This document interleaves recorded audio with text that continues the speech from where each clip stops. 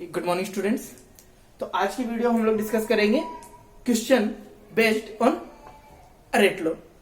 Okay, जो कल हमने रिएक्शन रेट देखा था उस पर कुछ क्वेश्चंस करेंगे। रिएक्टेंट का डिसअपेरेंस, प्रोडक्ट का अपेरेंस और रेट ऑफ रिएक्शन। तो पहले तो न्यूमेरिकल के पहले हम एक्सप्रेशन लिखना सीखे। लास्ट में हम लोगों ने डिस्कस किया था rate expression, reaction rate expression for same stoichiometry and different stoichiometry. तो पहला क्वेश्चन हम डिस्कस करते हैं। फर्स्ट क्वेश्चन है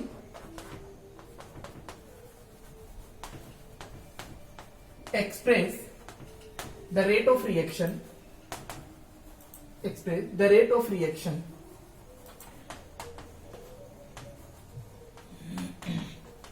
for the following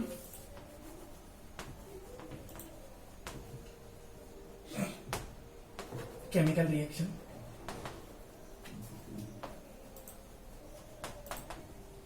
और यहां पर हम मेंशन भी कर दिया for the following chemical reaction in terms of concentration, in concentration terms.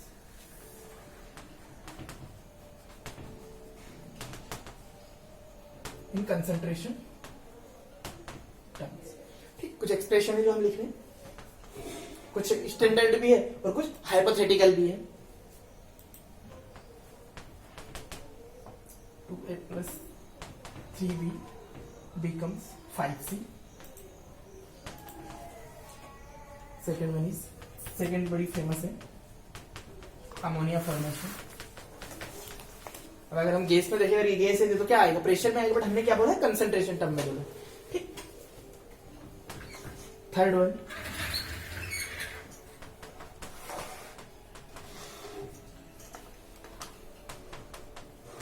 For NO2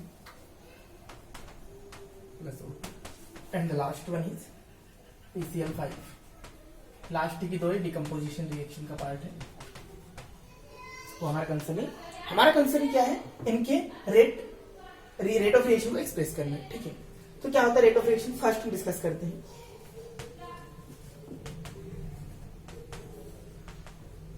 मैंने कहा था रेट ऑफ रिएक्शन जो है आपका, अब किसी भी टर्म में, किसी भी रिएक्टेंट, सिंगल रिएक्टेंट या सिंगल प्रोडक्ट के टर्म में एक्सप्रेस कर सकते हैं। ठीक है, बस ये होगा, रिएक्टेंट में क्या होगा, नेगेटिव साइन होगा। नेगेटिव साइन इसलिए होगा क्योंकि in case of reactant concentration उसका टाइम बिंग डिक्रीज हो जाता है।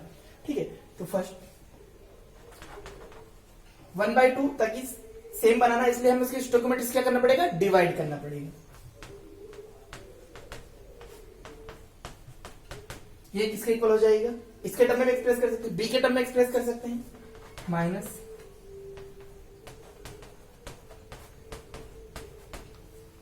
इन टर्म्स ऑफ प्रोडक्ट सी। तो यहां पर क्या है, पॉजिटिव साइन लगाने की जरूरत नहीं है।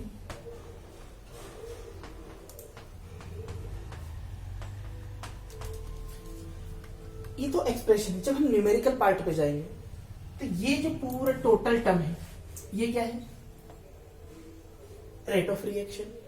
ये भी कंप्लीट रेट ऑफ रिएक्शन, ये भी किसी भी टर्म में आप लिख सकते हो। इसलिए हमने क्या किया, इक्वल है। रेट ऑफ रिएक्शन तो क्या होगा, सेम ही होगा रेट ऑफ रिएक्शन। ठीक, बट अगर हमसे अपेरेंस या डिसअपेरेंस की बात करेगा तो हम किस टर्म को, rate of disappearance of A, rate of disappearance of B and this one is rate of appearance of C. तो कहने का मतलब न्यूमेरिकल करेंगे, अगर रेट ऑफ अपेरेंस किसी का दे रखा है और उससे कोई भी स्टोइकियोमेट्रिक लगा हुआ है तो उससे अगर आपने डिवाइड कर दिया तो वो क्या हो जाएगा, रेट ऑफ रिएक्शन हो जाएगा। ठीक, तो ये था हमारा फर्स्ट। ठीक, दूसरा देखते हैं।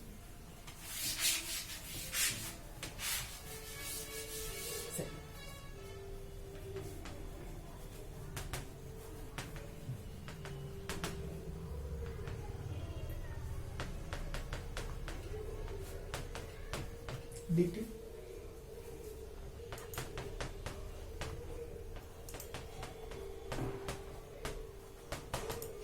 इन terms of ammonia, positive sign लगा सकते हैं।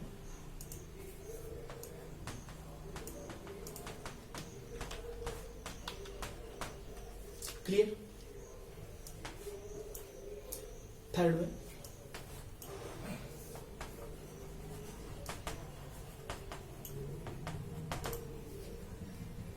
1/2 negative sign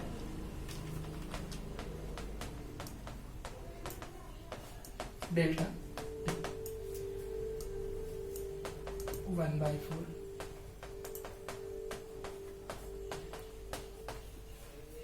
delta T.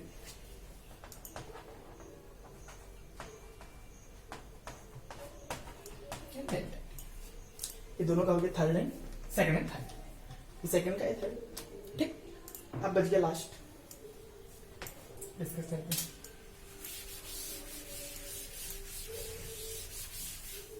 PCl5 decompose into PCl3 and Cl2. So, rate of reaction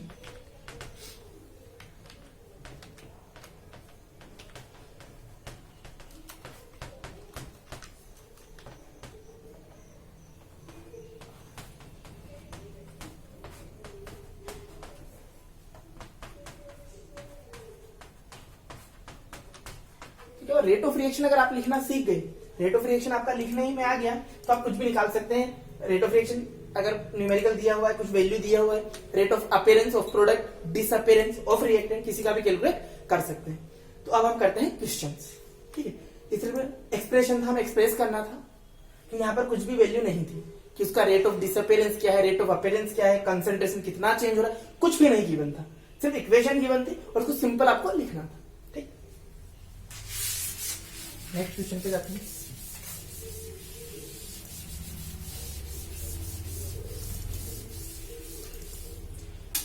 next question is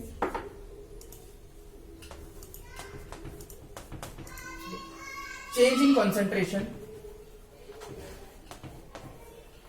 change in concentration of C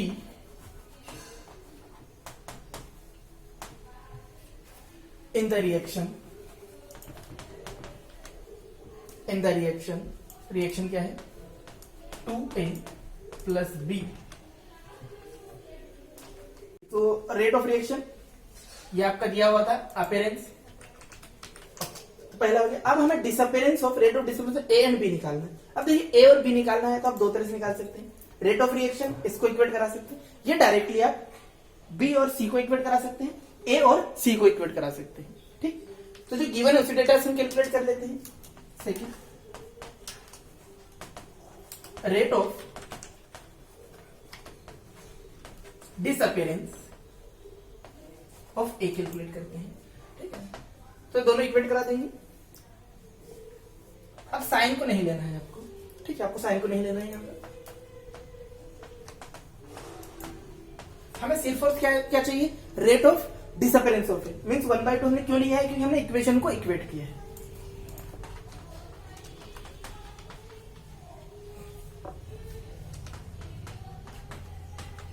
one by two से 1/2 cancel out, it means जितना appearance सी का हो रहा है उतना डिसअपीयरेंस ए का होगा।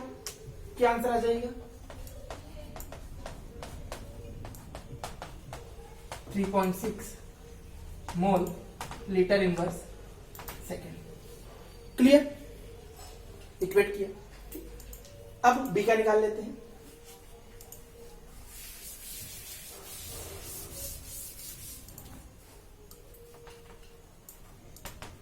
Rate of disappearance of B, तो बी का कहां पर है, डेल्टा बी डेल्टा टी 1/2, कितना वैल्यू गिवन है, 3.6 मीन्स 1.8 यूनिट लगाना ना बोले, मोल लीटर इनवर्स सेकेंड। क्लियर। अब लास्ट, रेट ऑफ फॉर्मेशन या अपीयरेंस ऑफ डी। अब डी और सी को इक्वेट करा देंगे।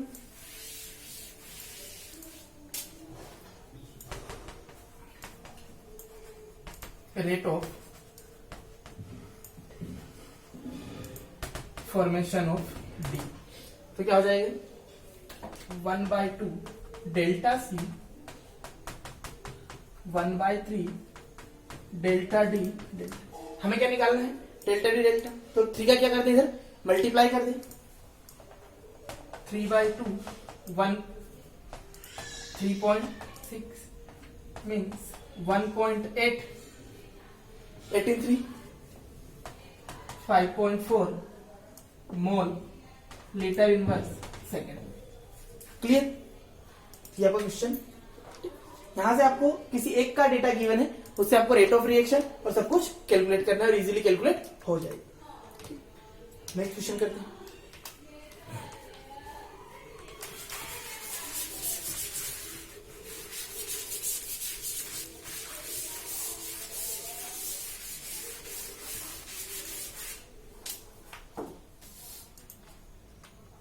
In a given reaction,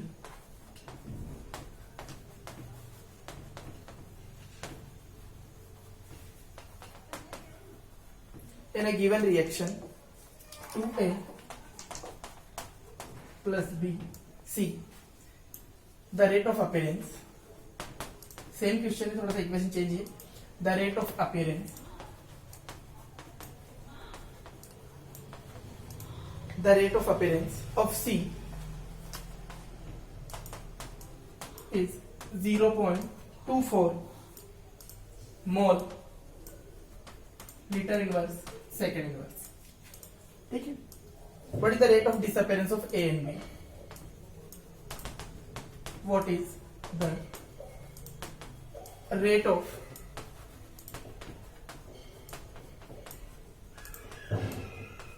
disappearance of A and B? ठीक. A and B का निकालना है, सी का आपको गिवन है, तो कहां से निकलेगा? रेट ऑफ रिएक्शन से ही निकलेगा।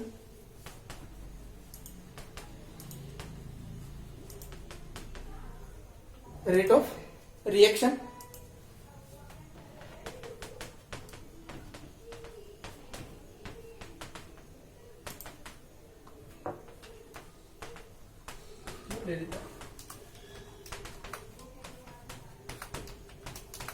Clear.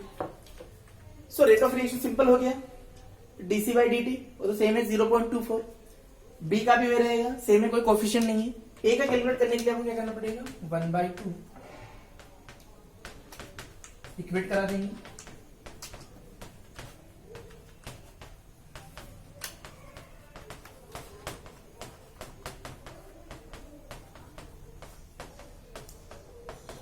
so 2 into 0.24 becomes 0.48 mole liter inverse second inverse.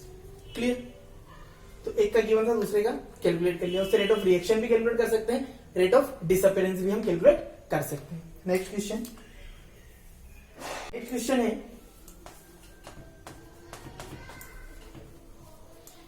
In a given reaction, हमारे बैलेंस रिएक्शन दिया हुआ है,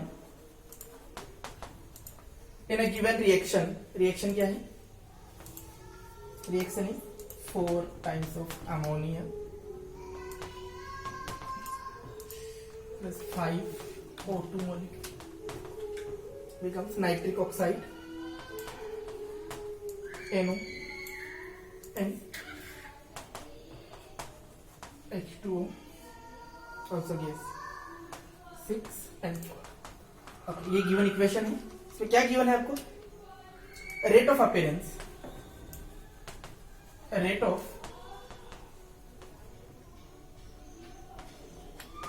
appearance of nitric oxide NO, इसकी बात करें nitric oxide NO is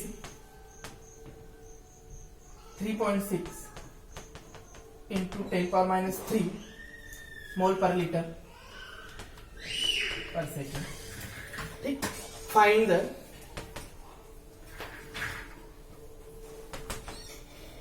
the rate of reaction and also find rate of disappearance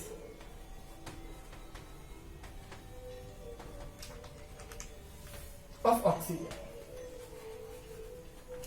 ठीक, हमें rate of appearance किसका दिया है? नाइट्रिक ऑक्साइड का फॉर्मेशन दिया हुआ है, अपीयरेंस दिया हुआ है। हमसे एक तो रेट ऑफ रिएक्शन पूछा गया है और दूसरा पूछा गया है डिसअपियरेंस ऑफ ऑक्सीजन। तो क्या होगा? Rate of reaction. अब हम इसको कैसे करेंगे? Rate of reaction in terms of nitric oxide लिखेंगे, तो क्या हो जाएगा? 1/4 डेल्टा NO डेल्टा T, ये रेट ऑफ रिएक्शन है। 1/4 कितना गिवन है 3.6 3 तो क्या हो गया rate of reaction 0.9 into 10 power minus 3 mole litre inverse second inverse ये हो गया।